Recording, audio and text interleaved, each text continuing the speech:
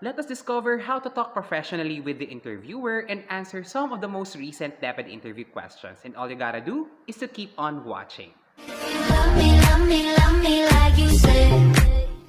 Darling, tell me all the ways. Hey, what's up guys? And you are watching Niel and we are on our 5th episode for the Deped Ranking Interview series. At isasagay ko na lang din guys, maraming salamat sa lahat ng nanood ng episode ng Deped TV for Grade 1 Mathematics ni Teacher Luis San Miguel, teacher podcaster from Bulacan. At nagpapasalamat na din ako kay Teacher Luis sa pag-invite sa akin upang kantahin ang aking relation symbol song.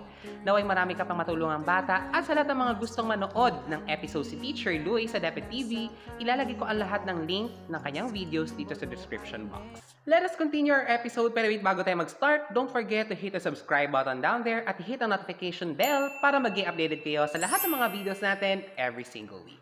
At the end of this video, you will recognize that a teacher interacts with the interviewer in an appropriate or professional manner, respects the opinion of others, recognizes that families impact student performance, and makes strategies that create positive relationships with the administration, faculty, and students. And if you watch until the end of this video, we'll answer some of the Deped Ranking interview questions used last year. Let us first discuss how to act professionally with the interviewer kasi believe it or not, may bearing pa rin ang pagdala mo sa sarili mo during the interview aside pa sa lahat ng nalalaman mo tungkol sa teaching field. When I had my interview, I remember that my hands were shaking all the time tapos nakita yon ng interviewer ko kasi nanginginig talaga yung kamay ko sa tuwing sumasagot ako ng mga interview questions niya and nakakahiya.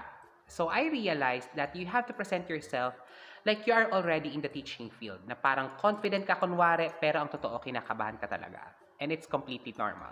And here are 7 reminders in acting professionally during the Deped Ranking interview. Dress like a teacher. Use short and clear declarative sentences. Ibig sabihin, you have to go straight to the point kapag sasagot ka na ng mga interview questions. Kasi kung ano ang tanong ng interviewer, yun lang muna ang ibibigay mo ding sagot. Doon ka lang magsistick sa kung anong question ang binigay sa'yo ng interviewer. Saka ka na mag-e-explain kung sakasakaling magtatanong ulit ang interviewer mo tungkol sa binigay mong sagot.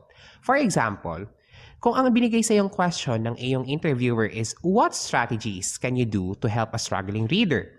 Huwag kang magbibigay ng sagot na marami pang paligoy-ligoy na magbibigay ka pa ng sayings na wala namang katuturan kasi hindi ka nagbibigay agad ng immediate answer doon sa question na binigay niya sa iyo. Mas nakakatamad makinig sa mga ganong klase na sagot. So instead of adding a lot of sayings, yung mga mottos na parang nasa beauty pageant tayo, one way of answering that question would be, as a teacher, I'll check the current reading status of the learner, then create a strategic reading material that uses an approach that will satisfy the needs and interests of the learner. Kung mapapansin nyo yung ating sagot, clear and short lang siya. Nagbigay na agad siya ng 2 concrete ways kung paano masasagutan ang problema. Kaya lagi ninyong tatandaan na kapag ang question ay tungkol palagi sa problema na kailangang magbigay ka ng solusyon, kailangan ang ibigay mong answer is clear and concrete ways kung paano matutugunan ang problema. Kasi kapag detalyado at concrete yung binigay mong sagot, more or less malalaman yan or marirealize ng interviewer na alam mo ang ginagawa ng isang teacher. Avoid using fillers such as so, actually, kasi you'll be considered unsure and unprepared. So ang kailangan mong gawin is you have to think before you speak. You have to organize your thoughts before you speak. At magdadahan-dahan ka din sa pananalita mo para hindi ka din nauubusan ng words at mag-utal-utal. Speak in the active tense. Kumbaga, kapag magbibigay ka ng answer sa isang question, kailangan magtunog na yung solusyon na ibibigay mo gagawin mo na agad right away. Kumbaga, when asked for a solution, answer it like you, as a teacher, will immediately do the action and make it happen. Kasi kapag ginawa mo yun, kapag mas active ang tunog ng sagot mo, it will make you sound more responsible and confident. Kasi parang tunog na alam mo na talaga yung ginagawa mo as a teacher. Instead of answering like, a teacher should have a positive relationship with the parents for learning continuity. Sino yung teacher na yun? Sino ba yung teacher na tinutukoy mo? Hindi ba pwedeng sarili mo? Hindi ba pwedeng ikaw na mismong teacher ang gagawa nun? Instead, do this. I'll create a positive relationship with the parents for learning continuity. O di ba mas tunog siyang confident and responsible? Stay calm under pressure. Kasi kapag binigyan kayo ng isang mahirap na question, you have to think before you speak and you have to organize your ideas very well. You can also find the keywords or the most important words in the question and you can make an answer by using those keywords. Speak naturally. Use a steady and calm tone. Say what you mean. Avoid using slangs, euphemisms, and jargons. Ito yung sinasabi ko kanina na huwag kayong gagamit ng mga salita na nagpapaligoy-ligoy pa at hindi na naiintindihan ng interviewer yung gusto mong sabihin. For example, I'll do my duties and responsibilities and will stay on fleek. Malay ba ng interviewer kung ano ibig sabihin ng fleek? Hindi naman sila millennials, di ba?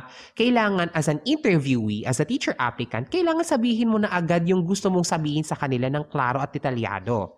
You can answer it by saying, I'll do my duties and responsibilities and be consistent about it. O di ba, klaro? Ganun lang dapat tayo. Now that you know how to act professionally during an interview, you should also realize that it's important to respect the opinions of others. Kasi pwede itong mangyari sa kapwa nating teacher applicants kasi minsan sa Deped interview, instead of giving another question, nagtatanong ang interviewer ng, tama ba ang binigay na sagot ng katabi mo? Anong masasabi mo doon? Anong opinion mo tungkol doon? Now, nasa sayo yun kung paano mo respetuhin ang opinion na binigay or yung sagot na binigay ng katabi mo or ng kapwa nating teacher applicant. Pwede dito mangyari sa kapwa natin teacher sa katrabaho na natin, sa mga magulang ng estudyante natin, sa mga estudyante natin, at sa iba pang education stakeholders. Ngayon, bakit importante na respetuhin natin ang opinion ng iba? We, as teachers, should respect the opinions of others because receiving respect from others helps us feel safe and it feels free to express ourselves. It also builds trust and safety. It promotes inclusivity. It allows a person to understand and accept that people have different beliefs and opinions, and it makes a person gender sensitive and culture sensitive. Let us proceed with acknowledging the family as a big factor for a student's academic performance. Kasi as we all know, the family is an education stakeholder and the parents are a child's first set of teachers. And most of the time, a family's socio-economic status heavily affects a child's academic performance. Ibig sabihin, kasi maraming researches, thesis ang nagawa dito stating na ang antas ng pamumuhay ay nakakaapekto sa pag-aaral ng bata, which is true most of the time. Aside from that, there are other factors such as personal problems at home and not providing emotional support to the learner. Kaya kung may problema ang bata, most of the time, only the family members can tell what's wrong. Kaya kailangan natin mag-maintain ng positive relationship sa mga parents as teachers. Ngayon, where do we stand as teachers? Saan ba tayo lulugar bilang mga guro ng mga bata? It is important to create and maintain a positive relationship with the family of the students. Why? We are assured that learning will continue at home. Students' needs, progresses, and achievements can be easily discussed with the parents or the family members. And transforming a learner's behavior is more feasible. Now, how does a teacher discuss a student issue with a family member? A teacher uses an anecdotal record. It is a classroom document na ginagamit ng teachers kapag maglilista kami ng mga needs, ng mga progresses or mga achievements ng bata sa loob ng classroom. Maglilista kami doon ng mga issues na gusto naming i-discuss sa mga magulang, tapos i-invite namin ang family member to have a discussion. Now, the teacher and the parent will create a solution or action to change or continue a behavior of a child depende kung nakakabuti ba yun sa bata. And take note, always communicate with the parent and always check the progress. You have to be consistent then, and you have to maintain an honest and true discussion so that problems can be identified and solutions can be made. Ibig sabihin, huwag kayong makipagplastikan, maging matapat kayo, sabihin niyo yung totoo, huwag tayong sinungaling kasi kapakanan ng mga bata yung pinag-uusapan natin dito. Kasi kapag hindi natin na-identify yung totoong problema ng bata, hindi natin mababago yung behavior or yung quality ng pagtingin ng bata sa pag-aaral niya. Now that we are on our final topic, let us discuss how to create a positive relationship with the administration, faculty, and students. Now for the administration, do your job well. Avoid making excuses to avoid doing a task that may seem challenging to you. Huwag kang reklamador. Lalong-lalo na kapag yung binigay na opportunity sa iyo, alam mo namang mahirap, pero alam mo din na makapagdudulot sa iyo ng mabuting bagay or may benefit or mag-change ka, magta-transform ka, or makakapag-earn ka ng bagong skill. Hashtag go lang ng go, ganyan. Do more than expected. Hindi naman ibig sabihin nito ay parang bida-bida ka. Ang ibig sabihin nito, this means looking for better ways in accomplishing a task. Kumbaga, kapag alam mo namang kaya mong gumawa ng isang template, ng isang document na makakapag-compute agad ng grade sa mga bata ng mas madali, gawin mo yon. #work smart and not #work hard. Ganun. Be proactive. Volunteer yourself in projects to show initiative.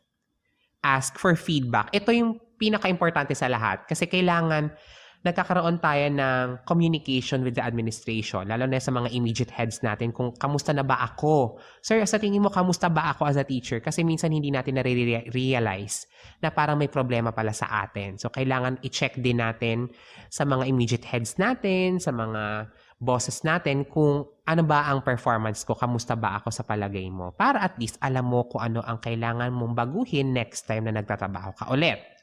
And you can also follow the vision, mission, and the core values and the objectives of the department para aligned ka at alam mo kung ano talaga ang kailangan mong gawin as a teacher. Now, in creating a positive relationship with the faculty members, develop your social skills. Napaka-importante niyan kasi #no man is an island.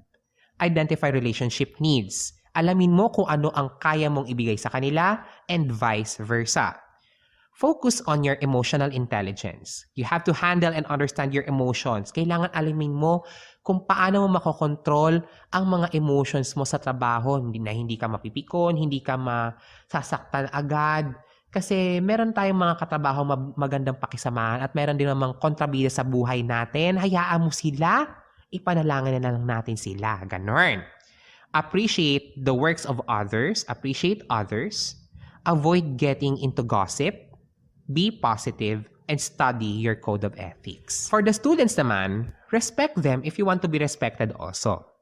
Be sensitive. Pwedeng culture sensitive, gender sensitive. Wag lang tooth sensitive kasi masakit sa ngipin yon. Ganon. Allow them to be a part in creating rules about classroom management kasi kailangan involved sila sa pag-create ng rules. Diba? Nasabi ko na yun sa nakaraan kong vlog. Transform the behavior through positive and non-violent discipline. Show parental love and be personal. Napaka-importante nun. Now, let us try answering some of the questions used for the recent Deped ranking. Number 1. During a teacher's meeting, a teacher pointed that traditional approaches such as lectures are more effective in teaching a lesson.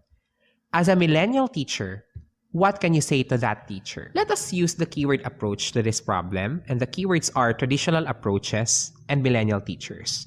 Now, we have to organize our ideas first before answering that question, and marirealize mo na hindi naman magkakaroon ng millennial teachers kung hindi din sila nakapagamit ng traditional approaches in learning a lesson. But there is a need to use modern approaches in teaching dahil nagbabago ang takbo ng utak ng mga bata at nagbabago ang society. Kailangan nag-upgrade tayo ng mga skills natin.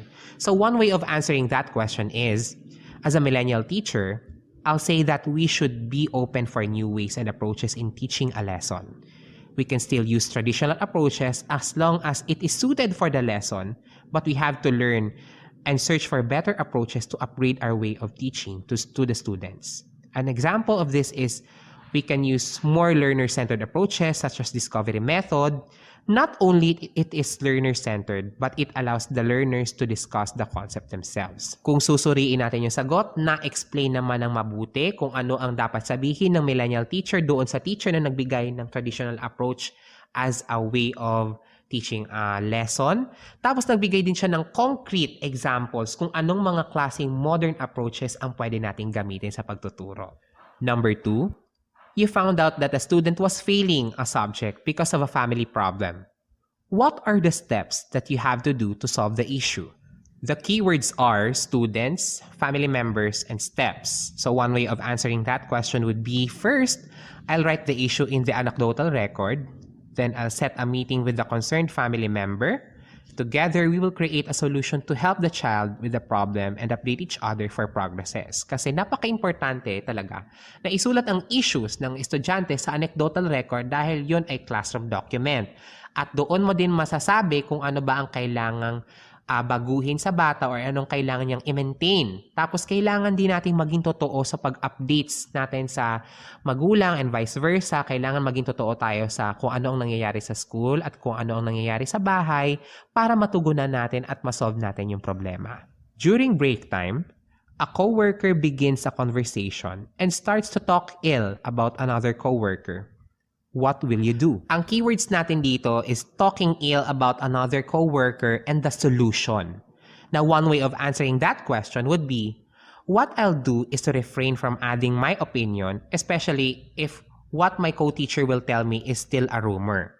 As long as the teacher does the tasks, still cares for the job, we don't have to talk about a person's personal life. Huwag tayong nangingialam kasi kapag nalaman niya ng pinag-uusapan natin at narinig niya at may witness siya, baka mademanda pa tayo. Ganun yon. Iwas-iwasan natin yung paninirang puri na yan, yung pagchichismis na yan. Naku po. At para sa lahat ng mga iba pang episodes ng aking Deped Ranking Interview series, ilalagay ko silang lahat dito. Don't forget to like, comment, and share. Once again, this is Niel. Thank you so much for watching and I'll see you next time. Bye guys!